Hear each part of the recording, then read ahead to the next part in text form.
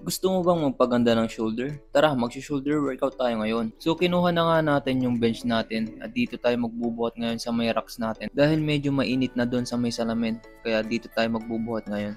At in-adjust ko na din yung bench at nag-warm up stretching na din tayo.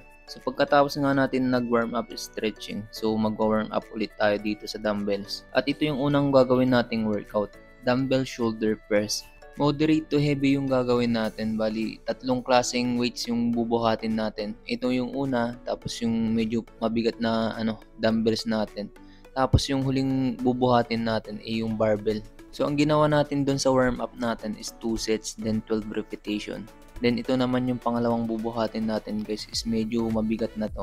At ang ginawa din natin dito is 2 sets then 12 repetition din.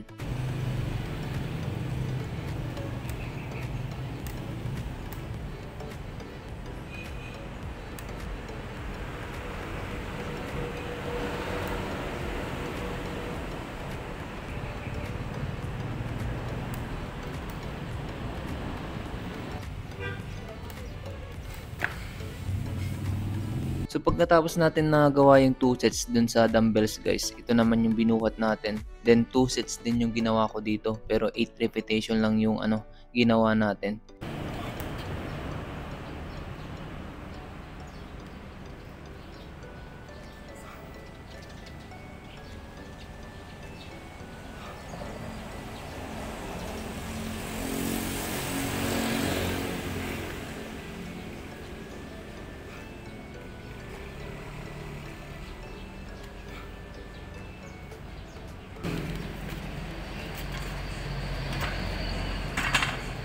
Pagkatapos na nga natin nag-barbell shoulder press, ayan, tinupi ko naman na yung bench natin.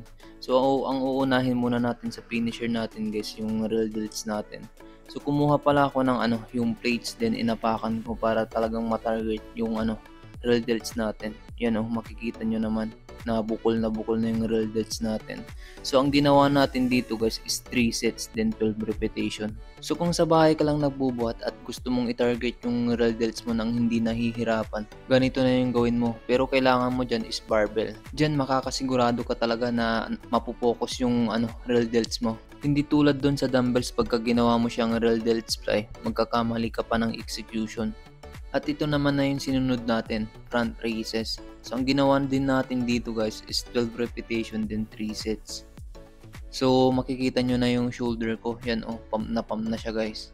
Sa finisher pala natin, inuuna ko na nga yung real delts natin kasi yun yung pinupokus ko. Kasi hindi ganun kalaki yung real delts natin. Kaya kung ano yung gusto mong i-focus, dapat yun yung unahin mong i-workout. Para magawa mo siya ng maayos, ma-execute mo ng mabuti. Kasi pag hinuli natin yun, ayun, medyo pagod na tayo nun. At ito naman na yung sinunod natin, lateral raises. Ang focus nito is yung side delts natin.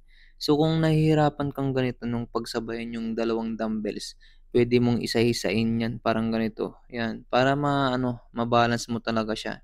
Kasi mahirap nga talaga pagka pinagsabay mo yung dalawang dumbbells. Lalo na pagka medyo mabigat yung binuhat mo. Ayun, hindi mo yung mai-execute ng tama. Kaya mas maganda alternate para mabalance mo talaga. Pero kung kaya mo naman buhatin yung binuhat mong dumbbells, why not? Coconut, gawin mo siyang sabay.